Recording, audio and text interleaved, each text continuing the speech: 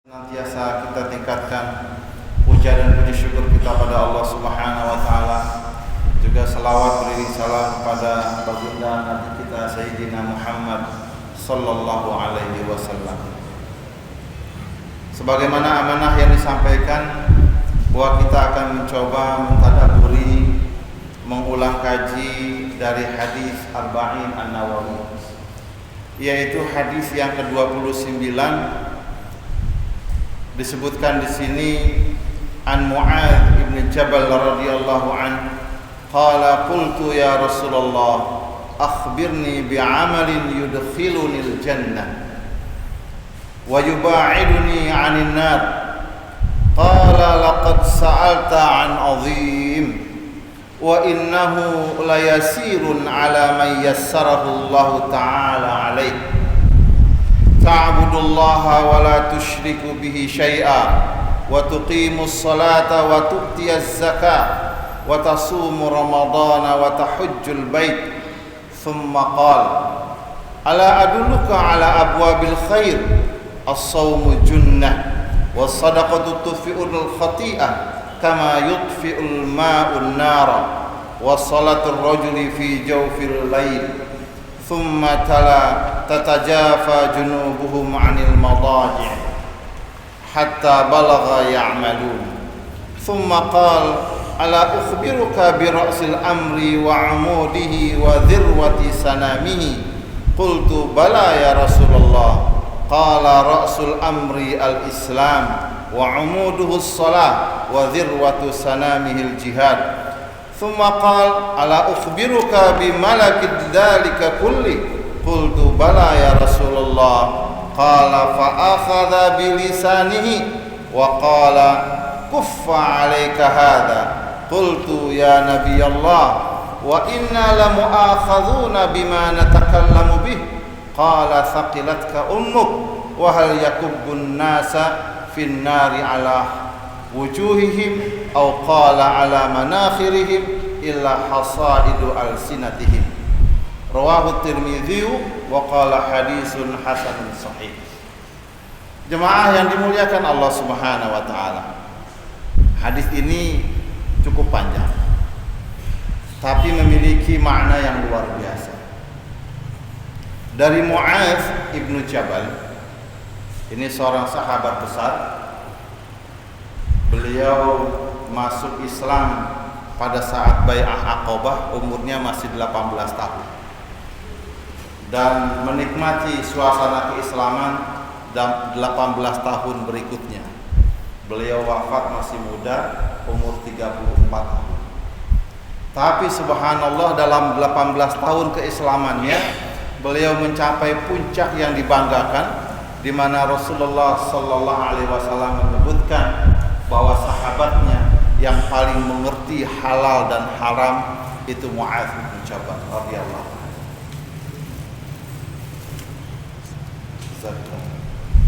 Jemaah yang dimuliakan Allah Subhanahu wa taala, Mu'adz bin Jabal radhiyallahu anhu ini bertanya kepada Rasulullah sallallahu alaihi wasallam. Katanya, aku katakan, ya Rasulullah, akhbirni bi'amalin yudkhiluni al-jannata wa yuba'iduni 'anil nar. Wahai Rasulullah, beritakanlah kepadaku tentang amal yang membuat aku masuk ke dalam surga, yang membuat aku jauh dari api neraka. Lalu kata Rasulullah sallallahu alaihi wasallam dalam sabdanya, qala laqad sa'alta 'an 'azim. Kamu bertanya tentang sesuatu yang luar biasa, yang agung, yang besar. Wa innahu layasirun 'ala man yassarahu Allah ta'ala alaihi. Dan sesungguhnya untuk masuk ke dalam surga dan jauh dari api neraka itu sesuatu yang mudah bagi Allah Subhanahu wa taala, bagi siapa saja yang Allah mudahkan. Jemaah yang dimuliakan Allah Subhanahu wa taala, yang menarik dari mukaddimah hadis ini adalah bagaimana Mu'adz bin Jabal memberikan sebuah pertanyaan. Ini yang bertanya tentunya anak muda. Bayangkan jemaah dimuliakan Allah, masuk Islam 18 tahun, bai'ah Aqabah. Berarti ini awal-awal akan hijrah. Dan kalaupun beliau hidup bersama Rasulullah sallallahu alaihi wasallam sampai umur beliau 28 tahun. Karena 10 tahun berikutnya di Madinah. Jadi ini pertanyaan anak muda. Anak muda saat itu bertanya, apa yang membuat aku amalan yang bisa membuat masuk surga dan membuat jauh dari api neraka? Apa yang bisa kita ambil hikmah di sini? Hikmah yang pertama adalah bahwa Rasulullah sallallahu alaihi wasallam berhasil membangun sebuah pola fikir, pola sikap, membangun isu besar di masyarakat Islam saat itu akan rindunya ke dalam surga, rindunya tentang surga. Berhasil dibangun Rasulullah sallallahu alaihi wasallam bahwa visi mereka itu ke depan, jauh ke depan, yaitu ada kehidupan setelah kematian. Bayangkan sekarang ini pertanyaan anak muda nggak begitu. Ketika visi ini gagal dibangun, pertanyaan itu aneh-aneh. Ustadz, bagaimana caranya supaya saya ini ya bisa cepat kaya, bisa dapat istri yang solehah, atau mungkin pertanyaannya bagaimana supaya ini sakit bisa sembuh, ya. Atau mungkin pertanyaan bagaimana cara mendidik anak-anak. Semua pertanyaan itu bicara tentang kehidupan kita di dunia ini. Tapi para sahabat ridwanullah alaihim berhasil dicetak oleh Rasulullah SAW. Dia tidak bertanya tentang permasalahan hidup di sekarang. Yang dia tanyakan nanti. Sebuah kekhawatiran yang diungkapkan di surah Al-Fajr, ya laitani qaddamtu li hayati. Keluhan manusia nanti di hari akhirat, mereka minta kepada Allah Subhanahu wa taala, ya oh seandainya aku bisa dikembalikan hidup untuk hidupku hari ini. Jadi sesungguhnya yang namanya kehidupan adalah kehidupan pasca kematian. Li hayati. Nah, itu yang difahami oleh Mu'adz bin Jabal. Yang ditanyakan bukan kehidupan sekarang.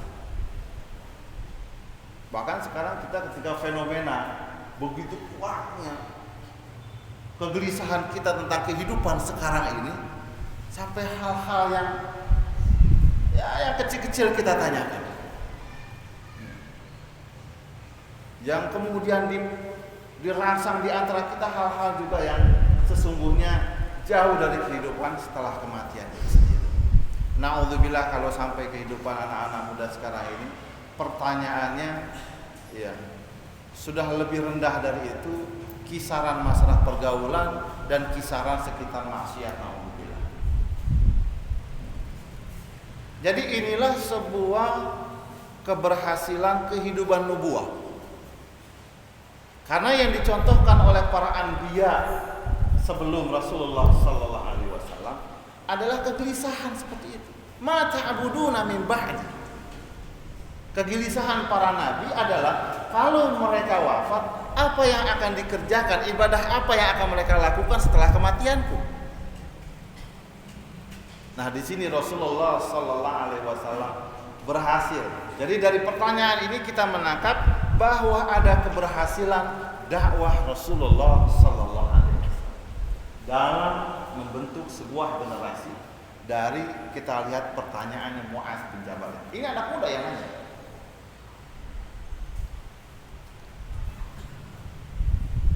Makanya wajar ketika Rasulullah SAW mengomentari laqad sa'alta an adhim. Ini bukan pertanyaan ringan, ini pertanyaan yang agung. Kalau sekarang jemaah dimuliakan Allah, banyak orang bertanya yang tidak layak untuk dijawab. Kenapa? Karena pertanyaannya sudah salah. Pertanyaannya sudah salah. Ada kawan saya cerita, ya, dahulu ketika ramai euforia tentang bagaimana suasana kebarat-baratan, suasana dialog filsafat-filsafat ketimuran, Dia berbicara di salah satu kampus cukup terkenal di Indonesia ini, di Jakarta. Panjang lebar tentang keislaman. Ketika sudah 1 jam lebih dibicara, dibuka forum tanya jawab. Apa pertanyaan yang keluar? Ustadz tadi bicara ini panjang lebar dengan dalil Quran, hadis. Padahal di antara kita belum ada kesepakatan apakah Quran dan hadis itu layak untuk kita jadikan sebagai hujah atau tidak. Coba bayangkan. Ustadznya lemes. Sudah panjang lebar bicara, ternyata mereka belum sepakat bahwa dalil hujah yang akan dibicarakan, yang menjadi hujah kehidupan itu adalah Al-Quran dan hadis. Bagaimana dirusak pemikiran.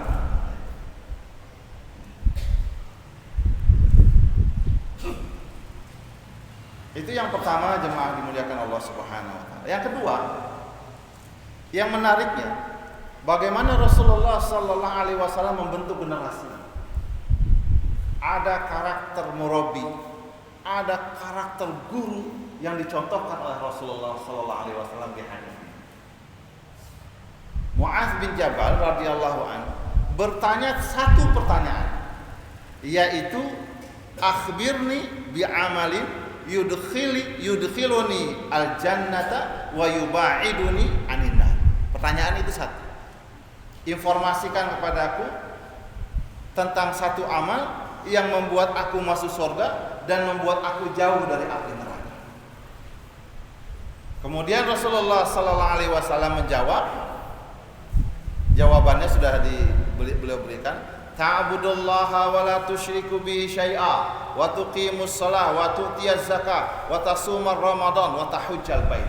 Dijawab bahwa amal yang membuat seseorang itu masuk surga dan jauh dari api neraka adalah rukun Islam. Ya, ringkasnya gitu. Rukun Islam. Kamu mengabdi kepada Allah, kamu tidak mensyirikatkannya, kamu tidak mensekutukannya. Kamu mendirikan sholat, kamu bayar zakat, kamu saum Ramadan dan haji ke Baitullah. Terima. Ini rukun Islam yang membuat seseorang masuk surga dan terhindar dari api neraka. Dalam hadis yang lain juga ada seorang Arab Badui bertanya kepada Rasulullah sallallahu alaihi wasallam, ya, ketika dijabarkan rukun Islam, kalau saya mencukupkan itu saya nggak kerjakan yang lain, bagaimana? Masuk surga nggak? Masuk surga. Lari dia, nggak nanya lagi yang lain, cukup itu saja. Ya. Begitu indahnya Arab Badui, nggak mau sulit-sulit ya. Ya. Nah, yang menarik bahwa Rasulullah sallallahu alaihi wasallam ini sebagai sebuah contoh seorang murabi, seorang guru, ketika memberi itu tidak tanggung-tanggung. Satu pertanyaannya, tapi kemudian Rasulullah sallallahu alaihi wasallam melanjutkan, "Tsumma qal, ala adulluka ala abwabil khairi?" Maukah kamu kutunjukkan pintu-pintu kebaikan? Pertanyaannya cuma satu. Apa amal yang membuat masuk surga jauh dari neraka? Tapi kemudian Rasulullah kasih tahu lagi. Mau nggak aku kasih tahu mana pintu-pintu kebaikan? Ya tentu saja mau. Setelah itu Rasulullah juga mengatakan kepada Mu'adz bin Jabal, ya, ala ukhbiruka bi ra'sil amri wa amudihi wa dhirwati sanamihi. Maukah aku beritahukan tentang pokok permasalahan, apa tiangnya dan apa puncaknya? Jadi Rasulullah sallallahu alaihi wasallam dengan satu pertanyaan, tapi beliau memberikan informasi berlebih. Nah, disinilah pelajaran buat kita, para orang tua, tokoh-tokoh masyarakat, para asatis, para ulama. Kalau memberi itu jangan tanggung-tanggung. Ya. Berikanlah semua yang terbaik, sehingga ketika dilihat anak muda yang semangat seperti ini, laqad sa'alta an 'azim, kamu bertanya tentang sesuatu yang hebat, yang luar biasa, maka beliau memberikannya pun berlebih, memberikan reward, memberikan penghargaan. Jawabannya nggak cuma satu jawaban, tapi ditambah lagi plus jawaban. Ada bonusnya. Sehingga wajarlah kalau Rasulullah sallallahu alaihi wasallam itu sangat dicintai oleh para sahabat. Karena kalau memberi, ya, tidak cuma material, pertanyaan pun jawaban diberikan lebih. Dan itu sebagai bentuk cinta. Biasa kalau orang, ya, sedang bercinta, satu pertanyaan jawabannya panjang. Tapi kalau tidak ada rasa cinta, satu pertanyaan jawabannya satu patah kata juga. Dari mana bang? Dari situ. Mau kemana? Situ. Itu tidak ada cinta. Ya. Tapi kalau ada cinta, dari mana? Dia cerita. Tadi deh. Abang keluar dari cerita panjang, padahal satu pertanyaan. Ya. Dan itulah yang dijawab oleh Musa alaihissalam ketika Allah Subhanahu wa taala bertanya, "Wa ma tilka biyaminika ya Musa?" Apa yang di tangan kananmu itu Musa? Kalau tidak ada cinta, Musa akan mengatakan ini tongkat ya Rabb. Tapi Musa alaihissalam tidak mengatakan karena cinta. Ya, beliau katakan hiya asaya atawakkau 'alaiha wa ahushu biha 'ala ghanami wa liya fiha ma'arib. Enggak dijawab tongkat saja. Ini tongkat aku gunakan untuk berjalan, aku gunakan untuk menggembala, dan aku gunakan untuk banyak hal ya Allah. Jawabannya panjang. Ini jawaban orang yang merespon cinta. Nah, Rasulullah sallallahu alaihi wasallam ketika diberikan pertanyaan itu, beliau melihat ini potensi anak muda yang luar biasa. Beliau respon dengan sebuah semangat yang luar biasa. Diberikan lagi jawaban-jawaban, diberikan lagi arahan-arahan. Harusnya materinya satu bab menjadi materinya 3-4 bab. Diberikan dengan itu. Jemaah yang dimuliakan Allah Subhanahu wa taala. Kita perhatikan di sini bagaimana sebuah gambaran cinta Rasulullah sallallahu alaihi wasallam terhadap lahirnya sebuah generasi. Ya, generasi yang luar biasa. Yang pertama tadi sudah dijawab, bahwa amalan yang membuat seseorang itu masuk surga dan jauh dari api neraka adalah rukun Islam. Karenanya jemaah dimuliakan Allah, semaksimal mungkin kita selesaikan rukun Islam. Mungkin untuk yang pertama, kedua, ketiga, keempat mudah. Yang kelima ini jadi masalah, yaitu tahajjud haji. Ya. Tapi sesungguhnya ya, yang namanya haji adalah kekuatannya. Ya. Kadangkala, ya, di sini yang membuat kita tertunda untuk melaksanakan haji karena niat kita, ya, terkontaminasi dengan suasana keduniaan sekarang ini. Padahal haji itu panggilan. Kita langsung mendengar bahwa yang namanya haji, wah di Aceh itu bisa 20 tahun lagi ke depan. Mana mungkin saya. Padahal yang namanya panggilan, besok pun Anda bisa berangkat. Tahun ini pun bisa berangkat. Allah punya mau. Dan di sini sudah dikatakan wa innahu layasirun ala may yasarahullahu taala. Bahwa untuk masuk surga jauh dari neraka itu bagi Allah mudah bagi siapa yang Allah ingin mudah. Jemaah dimuliakan Allah Subhanahu wa taala. Yang menarik adalah orang yang paling cepat beriman, yang paling cepat masuk surga di dalam Al-Qur'an digambarkan itu proses keimanannya bukanlah digambarkan dari orang-orang yang saleh. Tapi siapa yang Allah gambarkan? Justru tukang sihirnya Fir'aun. Bayangkan dari kecilnya jadi tukang sihir sampai sihir yang paling hebat di jagat raya saat itu. Tapi ketika sekali melihat ayat, ditampilkan sihir yang terhebatnya, kemudian Musa alaihissalam melempar tongkatnya. Hari itu tukang sihir melihat ayat dan sihirnya terkalahkan dengan mukjizat. Langsung mereka mengatakan amanna bi rabbi Musa wa Harun. Langsung beriman, dan iman yang begitu kuat tertanam dalam jiwanya. Buktinya apa?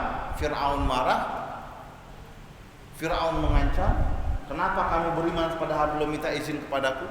Kalau kamu gak mau balik murtad, aku akan hukum kamu dibunuh, disalib, dicincang, dipotong secara bersila.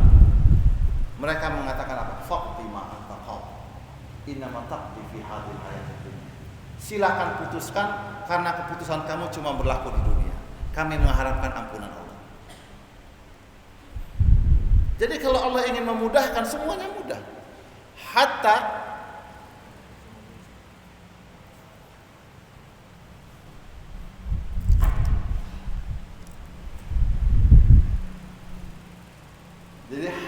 orang yang paling jahat sekalipun, ya digambarkan di dalam Al-Quran, ternyata dia yang paling dahulu masuk Islam.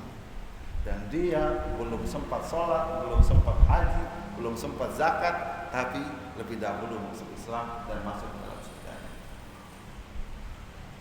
Kuncinya jemaah dimuliakan Allah sangat sederhana. Artinya bagaimana kalau Allah sudah membukakan iman-iman hati kita, kita akan mudah melihat ayat-ayatnya. Dan kelemahan kita sekarang ini adalah ketika ada ayat-ayat yang lewat di depan kita, lalu kita tidak pandai menangkap. Na'udzubillah kalau itu dianggap bagian dari kesombongan kita dalam melihat ayat-ayat Allah Subhanahu wa ta'ala. Yang kedua, jadi sudah kita tangkap bagaimana jalan menuju surga, kuasai rukun Islam, pahami rukun Islam dengan baik. Ya. Sedapat mungkin janganlah kita meremehkan yang namanya rukun, karena ini tiang. Tidak akan tegak keislaman kita kalau tidak ada tiang-tiang sebagaimana tiang-tiang masjid ini.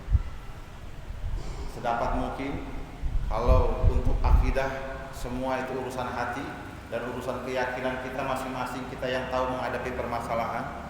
Tapi untuk sholat pun demikian, jangan main-main. Dari wudunya, dari sholatnya, maksimalkanlah. Sangat sedih terus terang kalau melihat kita sholatnya kurang maksimal. Mungkin kita karena terlalu sering dan terlalu terbiasa, lalu kurang konsentrasi menjaga rukun ini, akhirnya sholat kita nggak terlalu serius. Kadang-kadang takbiratul ihramnya saja nggak sampai ke telinga, nggak sampai ke pundak. Allah, cuma sampai di atas ini. Coba perhatikan ya, rukunya diperhatikan, sujudnya diperhatikan, tilawahnya yang digambarkan dalam Al-Fatihah itu bahwa Allah melakukan dialog dengan kita, diperhatikan. Sehingga terbangun suasana betul-betul sholat itu menjadi tiang pokok dalam jiwa. Saum pun demikian, zakat pun tidak tanggung-tanggung kita berikan. Puas sekalian rahimakumullah, bahwa yang namanya rizki itu adalah dari Allah Subhanahu wa ta'ala. Wa fis sama'i rizqukum wa ma tu'adun. Jangan sekali-sekali berpikir bahwa rizki itu karena kita yang cari, bukan. Rizki itu karena Allah yang beri. Yang perlu kita bangun adalah kesiapan kita menampung rizki. Kata Allah Subhanahu wa ta'ala juga menyebutkan, walau basatallahu rizqa li'ibadihi la baghaw fil ardh. Kalau seandainya Allah bukakan rezeki melimpah kepada hamba-hambanya, hamba-hambaku akan melampaui batas.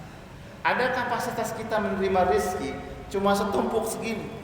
Kalau dikasih lebih kita melampaui batas. Kalau kita punya tampungan yang luas, Allah kasih rezeki begitu banyak, kita lebih siap. Maksudnya bagaimana? Latihlah diri kita untuk siap menerima rezeki seluas-luas.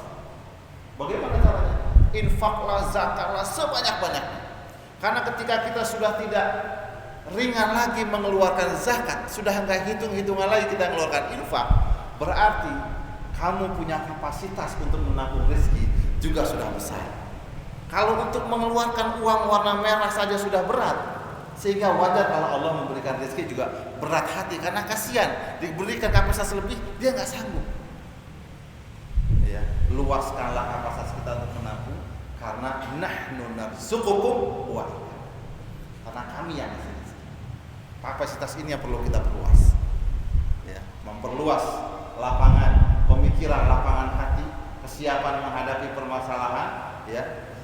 Itu akan memperluas peluang kita untuk mendapatkan rezeki dari Allah Subhanahu wa ta'ala. Wa tasumur Ramadan wa tahujjal bait dan seterusnya.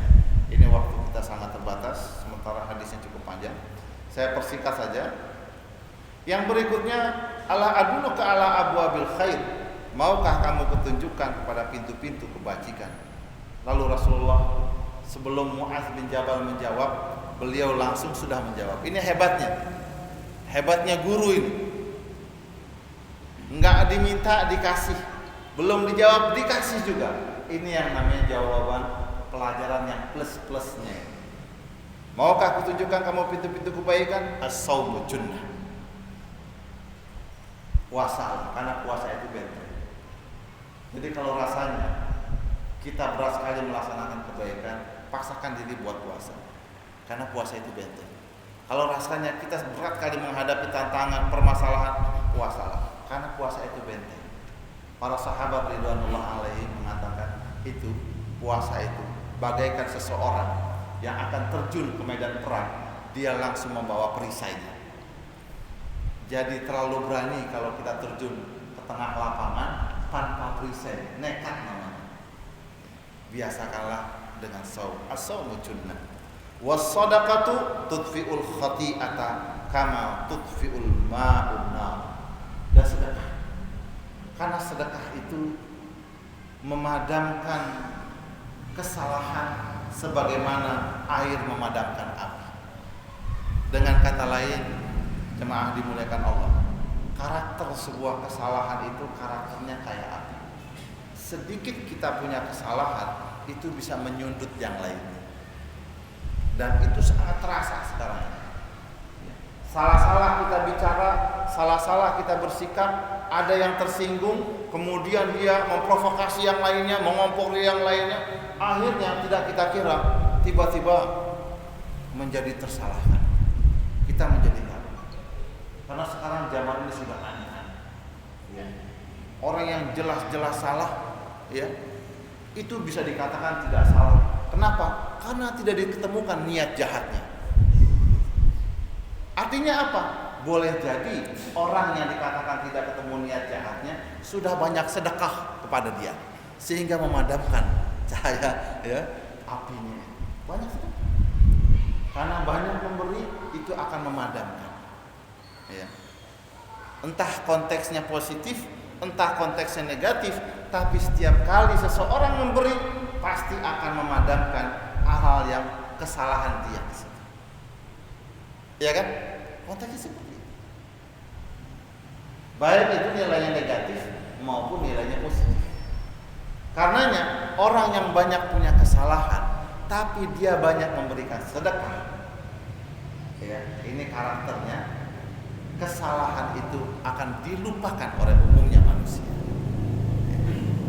Cari siapa yang rajin sedekah, siapa yang rajin membuat kenduri, siapa yang rajin mentraktir, siapa yang suka memberi, itu insya Allah orang-orang di sekitarnya lupa dengan kesalahan dia.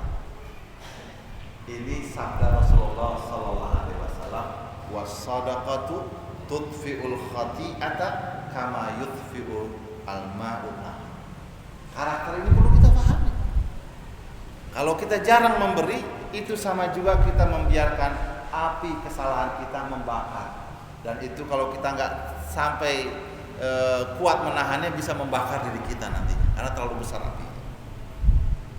Wassalatu rajuli fi jawfil lail. Dan pintu kebaikan yang lainnya adalah sholat tahajud ketika seseorang sholat di ujung malam. Karena di sana insya Allah Allah akan berikan bimbingannya, inspirasinya untuk mendapatkan kebaikan-kebaikan lain. Kemudian beliau membaca tatajafa junubuhum 'anil madajid.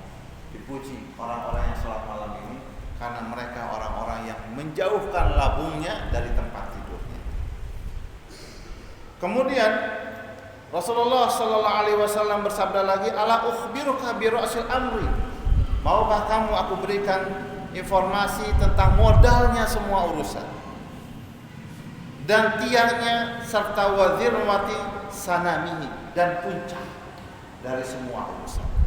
Beliau Sallallahu Alaihi Wasallam, Mu'az mengatakan, bala ya Rasulullah, mau ya Rasulullah. Lalu beliau mengatakan, ra'sul amri al-Islam, modal semua urusan itu Islam.